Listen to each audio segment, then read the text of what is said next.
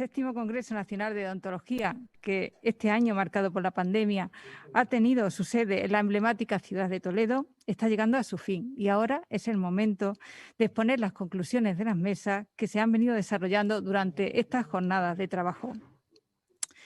Con el objetivo de discutir sobre los valores de la profesión, se han celebrado 6 mesas con 12 ponentes y 26 discursores, donde se han debatido diferentes aspectos de la deontología médica, pero con un único hilo conductor: el de los deberes, el compromiso y la responsabilidad de los profesionales de la medicina para con la sociedad. En primer lugar, entre los temas tratados, hay que destacar la objeción de conciencia en la Ley Orgánica de Regulación de la Eutanasia, donde se han señalado las inquietudes de los profesionales en cuanto a las garantías de aplicación de la ley, concretadas en el tipo de objeción y el registro de los objetores. Este último punto ha sido ampliamente desglosado en el Congreso por los problemas de confidencialidad que suscita. El Código Deontológico afirma que el médico debe comunicar su condición de objetor de conciencia al responsable de garantizar la prestación sanitaria y al Colegio de Médicos. Aunque el registro es una competencia de las comunidades autónomas, la ley atribuye al Consejo Interterritorial la elaboración de un manual de buenas prácticas para orientar su funcionamiento, por lo que, en opinión del doctor Sánchez Caro, cabría la posibilidad de descentralizarlo en áreas gerenciales de atención primaria y especializada, por supuesto, con los consiguientes requisitos de protección de datos. Hay coincidencias entre los ponentes y discursores en que la externalización de la eutanasia sería un fracaso y en la escasa participación que desafortunadamente han tenido los profesionales en la redacción de la ley. Se ha puesto también de manifiesto la situación de deshumanización y abandono de los enfermos durante la priorización en el contexto de la pandemia de la COVID-19. Existe una obligación ética y deontológica de establecer criterios de priorización en situaciones de escasez de medios, lo que requiere de competencia profesional, respeto a los pacientes, transparencia en la información, responsabilidad y proporcionalidad para adecuar el esfuerzo terapéutico y evitar la discriminación. La Comisión Central de Deontología se hizo eco al comienzo de la pandemia de la relevancia de establecer criterios de priorización, elaborando un informe donde se propone como criterio fundamental las posibilidades de supervivencia de cada paciente. En ningún caso considera justificado utilizar el orden de llegada o la edad, pero establecer expectativas de vida a corto plazo sería aceptable, incluso para no caer en la obstinación terapéutica. Si bien la priorización es un elemento central de la práctica médica que requiere de principios éticos para la toma de decisiones, en ningún caso justifica la deshumanización ni el abandono de los pacientes, lo que ha sido uno de los muchos efectos perversos de esta pandemia. La humanización es una actitud que requiere de escucha, empatía y ayuda a los más vulnerables, contribuyendo así a la excelencia de la asistencia sanitaria. Humanizar la salud es una tarea compleja que va desde la política a la cultura, la humanización sanitaria y la formación de los profesionales, por lo que se ha puesto en valor la importancia de potenciar en las humanidades en los estudios de ciencia. Ha sido también objeto de análisis los estándares éticos y deontológicos en la gestión médica, donde se ha tratado de perfilar el carácter del gestor médico y definir sus obligaciones de acuerdo con la ética y la deontología. Hay un ethos del profesional médico que ejerce como gestor o director, que vendría definido por la justicia y los principios del profesionalismo. El buen gestor médico considera las consecuencias de sus decisiones, mostrando lealtad a sus superiores jerárquicos, a los profesionales que dirige y a los pacientes, frente a los que actúa con empatía y compasión. Esta sería la forma de alcanzar la excelencia profesional y seguir lo prescrito por el Código Deontológico. Es esta, sin duda, una situación no exenta de complejidad en la que el gestor pasa de ejercer la microgestión en la asistencia a los pacientes a practicar la mesogestión, lo que evidentemente aumenta la tensión y la incertidumbre en sus decisiones. En su desempeño como gestor, el objeto de debate se situará en el principio de justicia, siendo necesario equilibrar buscar un equilibrio entre el principialismo y el consecuencialismo, entre los deberes y los fines, guiado por la virtud de la prudencia.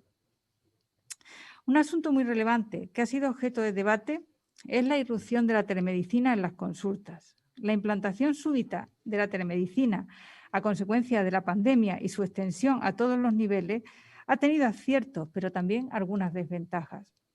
Entre sus ventajas, cabe destacar el aumento de la accesibilidad a los servicios, evitando los desplazamientos innecesarios y minimizando los tiempos de espera para las consultas. Sin embargo, el uso de estas tecnologías tiene ciertos inconvenientes, como los límites para su utilización a consecuencia de la brecha digital, lo que puede generar situaciones injustas por la discriminación de determinados pacientes. Además, en algunos casos, la no presencialidad en las consultas médicas puede dar lugar a retrasos en el diagnóstico de procesos graves. Es por lo que cuando el diagnóstico y el tratamiento no pueden ser resueltos con el uso de las tecnologías de la información y la comunicación, se hace obligatoria la consulta presencial. Hay algunos requisitos que se consideran necesarios para su aplicación, como son la longitudinalidad en la asistencia y la seguridad en el uso de las tecnologías. Se hace conveniente la formación y un tiempo de adecuación, del que hasta ahora no hemos dispuesto los profesionales. Por ello, es prioritario hacer una regulación de la telemedicina, a lo que puede contribuir la organización médica colegial, introduciendo en el Código Deontológico sus principios orientadores. Desde una perspectiva más internacional, se ha tratado el tema de la justicia en el acceso a las vacunas y los medicamentos para la COVID. Mientras que en el plan de vacunación de España y la Unión Europea se puede afirmar que el acceso a las vacunas es equitativo, no ocurre lo mismo en la globalidad del planeta, que se dibuja, en palabras del doctor Lamata, como un mapa de la vergüenza por las desigualdades entre países ricos y pobres. Las desigualdades sociales están influyendo en el acceso heterogéneo a las vacunas y el mecanismo solidario COVAX aporta un porcentaje insuficiente de cobertura de inmunización en los países de ingresos bajos. Este reparto desigual se debe a las patentes de medicamentos y vacunas, porque a pesar de que la mayoría de la investigación se hace con dinero público, las empresas limitan la producción y ponen precios abusivos. Sin lugar a dudas, el sistema de patentes colisiona con los principios éticos del Código Deontológico. Los médicos no pueden priorizar el cuidado de la salud de las personas y la comunidad a no disponer de vacunas, porque la fabricación es insuficiente y los precios son abusivos. Tampoco pueden atender a todos los pacientes sin discriminación, ya que en algunas partes del mundo no habrá vacunas en 2 años, mientras los países ricos dispondrán de ellas en pocos meses. A partir de estas reflexiones, se hace una propuesta para cambiar el modelo mediante un fondo global que financie la investigación, prohibiendo las patentes de medicamentos y vacunas, una investigación sin patrocinios y con una plataforma pública para el desarrollo de medicamentos a precios de coste, porque ante la catástrofe de la COVID-19 hay razones éticas y legales para suspender las patentes de vacunas para el SARS-CoV-2 y aumentar su producción a costes bajos con el objetivo de llegar a más personas, y parece que una forma de hacerlo sería mediante la presión de la opinión pública y la profesión médica. Porque la profesión médica puede y debe tener un papel determinante para acabar con esta discriminación en el acceso y con esta injusticia distributiva. Los profesionales de la medicina no pueden quedar al margen de este grave problema mundial.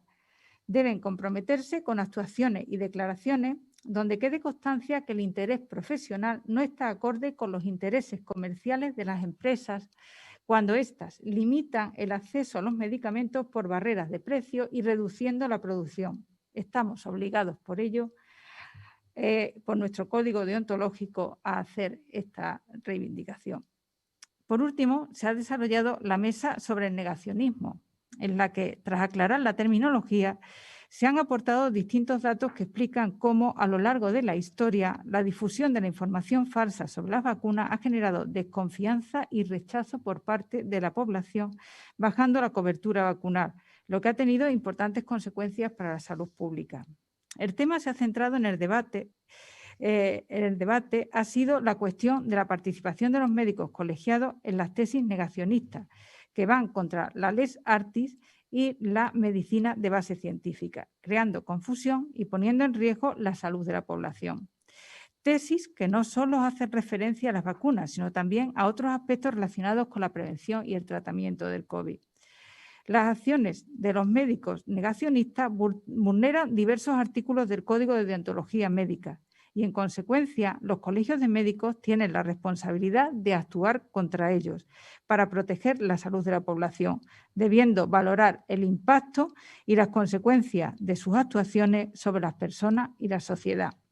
En este sentido, se propone que la intervención desde los colegios de médicos se realice de forma escalonada. Primero, sentándose a hablar con los colegiados que presenten posiciones negacionistas para aclarar con detalle la situación y explicar el daño que pueden generar. Y en un segundo tiempo, en caso de obstinación pública, con un expediente disciplinar. Acompañado de todo ello, los colegios harán una intervención oficial con trascendencia en los medios para reparar la confusión generada.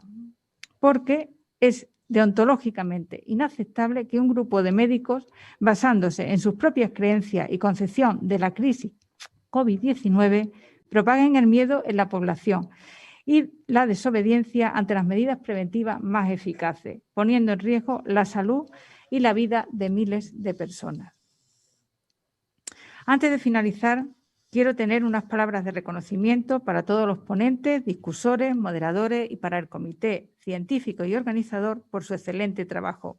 Y a todos los que han seguido el Congreso desde España y Latinoamérica, agradecerles también su participación y sus aportaciones que sin duda han contribuido al enriquecimiento de este encuentro con la deontología médica. Muchas gracias.